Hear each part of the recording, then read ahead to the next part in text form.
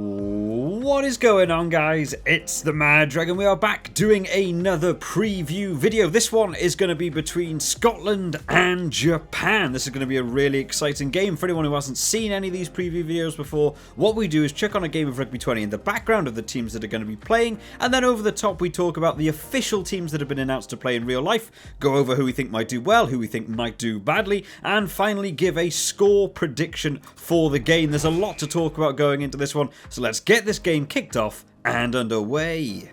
Alrighty, Adam Hastings will get us kicked off. We'll chuck off to the left here. We've got a bit of wind going with us. Try and get my directions in check. So, Scotland versus Japan. This is becoming a really fun game to watch for anyone who remembers, of course. In the last World Cup, we had this game in the pool stages, I believe it was, in the pool stages last year.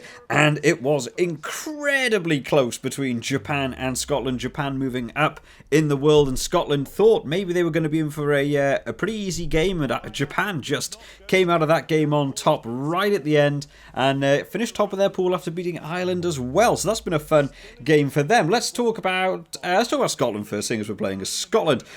Scotland have had, I would say, a pretty decent summer series so far. The results may not be quite what they wanted. I mean, they had a very close win against Australia and a loss against South Africa, but they looked good in that Australia game. They've definitely switched up the way they're playing, a lot more aggressive, a lot more offloads, a lot more use of the sort of set plays, launching backs, as well as having that strong counter forwards as well in terms of turning over the ball in the rucks and stuff. They really know what they're doing now, and they're really beginning to get this team down. Last week against South Africa, unfortunately, didn't necessarily go the way that they wanted to.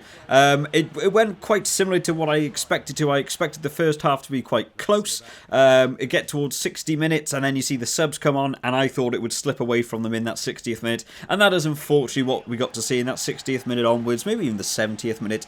The scrum beginning to crumbling under the weight of the scrum half, as well as some of the subs that came on for South Africa looking very good. Frans Steyn coming on gives you that long range boot that we know he does. It's always going to be a tough fight.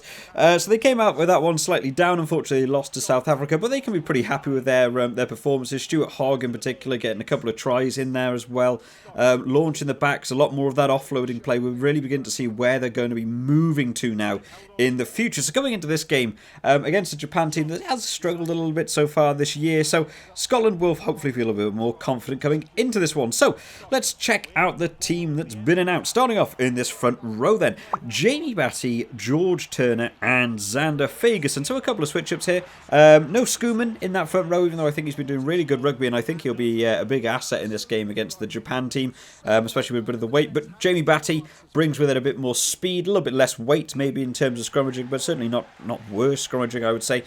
George Turner we like to see as well with a running ball in hand, and Zander Fagerson gets in there. Just needs to check himself a little bit. There is a couple of issues I do see still with Zander Fagerson, with just being a bit aggressive off the ball and starting little fights and stuff here and there. If you just tone that down a little bit, I think he'll be in good stead. But as a front row, I think this will work well for them. In terms of the locks, we've got Scott Cummings and Grant Gilchrist. So again, still none of the Gray brothers, but these two now beginning to get a bit more used to each other now in that 4-5 position. The Scotland line-out has been decent, I would say, throughout most of the summer series we've seen so far. I can't really think of too many instances where they were massively dominated by South Africa in the lineouts. My memory of the game now, it's been over a week now since I saw that game. My memory of it's now going to be that they had quite even. They were winning a lot of their own lineouts, but not necessarily stealing a great deal from South Africa, unfortunately. But South Africa are so good in that lineout situation, it can be a little bit tough for them.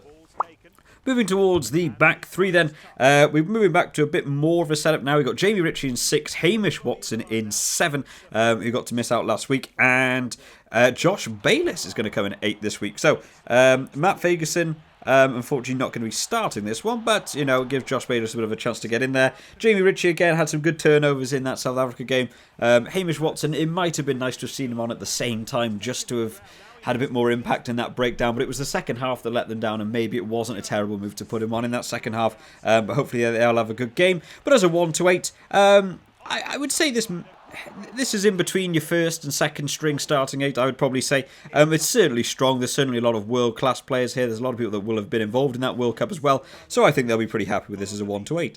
Moving towards the backs then. Ali Price and Finn Russell will still retain that half-back partnership. This is what we've seen through the summer series pretty much the whole way. Finn Russell, there's a lot of talk about Finn Russell, about the impact he has in a game and the way he sort of sees things that other people don't see. I'm not really seeing it that much this summer series. I'm seeing a couple of these little kicks and stuff. We saw it last week. They ended up getting a try. It was Stuart Hogg's try where they went through the whole team playing off the wing. There was a crossfield kick that came from Finn Russell, and I don't really think it was that good. I would give a lot more props in that one to Chris Harris for getting that pass away and leading to that try and doing really good work. I don't necessarily know if I give that to Finn Russell, but he does look very sort of laid back on the pitch. He seems to know what he's doing, Finn Russell. He seems to be enjoying the game a lot more than I sort of see from a lot of other fly halves. He's just getting on there and enjoying playing rugby. But it'll be interesting to see someone like Japan, not necessarily as good a setup in terms of defence as South Africa. Maybe we'll be able to see him release a bit more. In terms of the centre partnership, Sam Johnson and Chris Harris. So I think this was the same partnership that started last week. Did Sam Johnson start last week? Or did someone else start? I can't remember now. But Chris Harris has impressed me a lot this last year, especially going off with the Lions and played really, really well. I think he got a good game against South Africa again last week. And Sam Johnson's just sort of like your set, reliable 12. He doesn't do anything particularly stand out for me. But he just gets in there and does the job, and that's sometimes all you need from an inside centre. But it still plays good rugby, and if he can get a little bit of a line break, he can get away. Not necessarily as fast as some of the other centres that Scotland have to offer, but certainly a very good player. And then finally in that back three, Duhan van der Merwe going to be retaining that left wing. Darcy Graham back in now on the right wing. So no Blair Kinghorn unfortunately now, and Stuart Hogg finally in that full back position. So as a back sort of set now, this seems to be the way they're going. 9, 10, 11, 13 and 15 are all pretty set. This is how they work. They're sort of still changing that right wing. I think Darcy Graham had a little bit of a knock last week. That's why he wasn't in the South Africa game. But I do rate Darcy Graham very highly. And if you give him a bit of room to work, like I said, in this Japan game, you might be able to see this one open up a bit for him. And there might be some tries. But as a 1-15, looking solid, looking like a good team. Not messing around. They know what Japan bring. Even though they haven't been playing necessarily the best this year, they still will put on a big team. And they'll be hoping for a win here as well. So there's no reason for Scotland to try and put on a B team here. They'll be wanting to take a win from this one. As we are going to move in towards this the second half now, so let's talk about the replacements for Scotland. In the replacement hooker position, then we've got Stuart McInally, Pierre Schoeman, and Javan Sebastian? I don't know that name at all. Actually, that's a brand new name for me. That's always exciting. I always enjoy these things. I haven't got a little thing here on any of the graphics about debutants. That's probably a debutant. That's a name I really don't know at all. I'm sorry if I butchered his first name at all there. But McInally and Schoeman now getting more set. I think Schoeman's doing really good work. I think when that Japanese scrum is getting tired in that second half, putting a boy on like Schoeman could be a bit of a demolishing wrecking ball in terms of that scrum. Don't think that's a bad move at all. And then the rest of the replacement forward, Scam Skinner in there, Dylan Richardson and Matt Fagerson. So going for the 6-2 split. So it looks like we're going to be seeing the Scotland's forward pack here doing big work. There's going to be a lot of terms of the scrum and the ruck breakdown areas now. They're going to want to dominate this Japan team. I think they probably saw how Ireland played against Japan. Have your forwards do the hard graft at the front and just look for a lot of offload. Seems to be a bit of a chink in the Japanese armour. Seems to be that loose defensive play for them. So Scotland might go down a bit of a different route. They might just try and power it forwards, but we'll see how they get on. And then finally, those two replacements in the backs. We've got George Horn, who come on at some point in scrum half, and Blair Kinghorn as your bit of your super sub. That's what they tend to use him for in Scotland now. Can play wing, can play fullback, can play fly half. So decent coverage. The only potential issue here could be, I guess maybe if a centre goes out injured, if they pick up an injury to someone like Chris Harris, I'm not really sure who could slide in. Maybe they'll just put Duhan van der Merwe in, as he's a big old boy. He might just get in there and start smashing up the middle. But I can expect probably in that first half you'll be seeing an awful lot of these Scotland forwards just sort of carrying the ball and bringing it up to the line rather than watching the backs release. And then in the second half, when everyone's a little bit tired, is probably where you'll see this game open up. But as a 1-23, very, very good from Scotland. Really looking forward to see how they perform.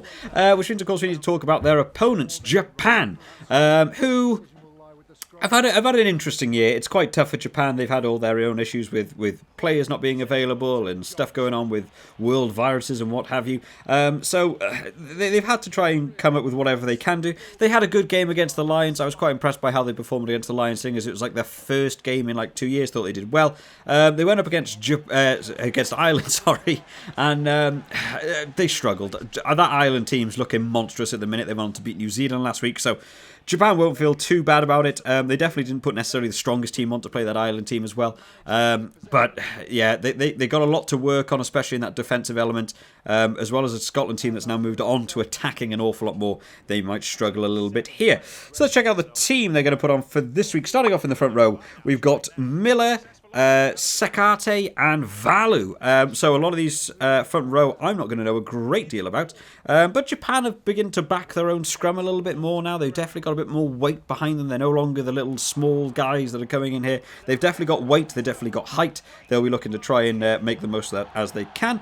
In the lock department, Cornelison and Moore. Moore's becoming a bit of a set feature now in this Japan team as well in that number 5 shirt. They do have a couple of different locks they can play, but Moore is certainly moving in there. In the back 3, Michael Leach coming back in at number 6, Jimeno at 8, and Labushagli at 7. Who's going to be taking over the captaincy? There was talk about whether or not Michael Leach would take back over the captaincy if he got back in this Japan team. But looking ahead towards the next World Cup, I'm not sure how Michael Leach is in terms of age. I don't know if he'll be making it to the next World Cup. I'm sure he'd want to. But I don't think it's a terrible move to move towards Labushagli. I think it'll probably be a good move. As a 1 to 7, I think this is probably a 1 to 8 rather.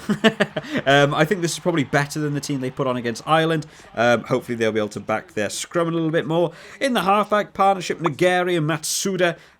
This is again another partnership they like moving on to now. They're definitely getting the speed from the ruck. The only problem that I saw in that Ireland game was they didn't really have a lot of options. Nagari's very, very good at getting the ball out, but you've got to have someone be able to do something when the ball gets to hand. In the centre partnership, Nakamura and Nakano, who's actually not a name I know particularly well, but Nakamura is certainly a very good player in that centre channel. And then finally the back 3, Faifita, Matsushima moving to the right wing, not at fullback this week, and Yamanaka in that fullback position. So that's a very, very good back 3 actually. Japan don't tend to release those backs as much as I would like to see. But maybe against Scotland again, there might be more room to open up. Hopefully they'll be able to do it. But I think overall that's a much stronger team than the one that played Ireland, so I'm looking forward to see how they get on. And then in terms of the replacements, there'll be a couple of names I'm not particularly... Inagaki, I know. Gunter, Tatafo, Saito. Oh, in fact, there is a couple of big names in here. Tamura as well. Riley, I'm not sure about Riley, but there's a couple of big names on that bench as well. Japan seem to be going for this one. This might be the game they're targeting more. I'm not sure what the team was that played Portugal last week. They did come away with a win over Portugal, but in terms of Tier 1 rugby, you've got to win those big games. I think this will be a game Japan might be targeting to try and get a sneaky win here from. So, let's talk about score prediction, I guess. Who do we think this one's going to go to? For me, I think Scotland have had some tough games. I think they may have got a little bit lucky in that Australia game to come away with a win there. South Africa sort of showed a little bit more, I think, what Scotland actually have to offer, playing a really set, difficult team to play and coming away with barely losing that game. I'm going to lean towards Scotland to beat this game in Japan. Will it be the scoreline we see in the background here? Probably not likely, but I certainly think that Scotland will be winning this, and maybe a little bit more comfortably. I think the Japan team's much stronger than the one that played Ireland. So I'm going to lean towards Scotland, and I'm going to say Scotland to win by 22. I think it's going to be my call. It's going to be...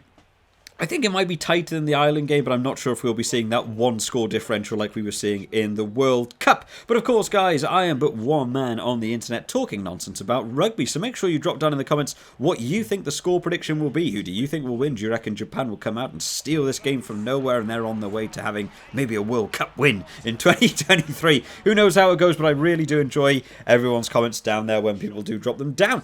We will be doing these videos for all of the Week 4 games, so if you want to keep up to date with all the latest videos as they come up, make sure you subscribe to the channel. And if you enjoyed this video and you enjoy the style of doing these sort of preview videos, make sure you drop it a like, as it does really help the channel out. But I hope everyone's looking forward to another great weekend of rugby, as I am. I hope you all enjoyed today, guys. I will see you next time.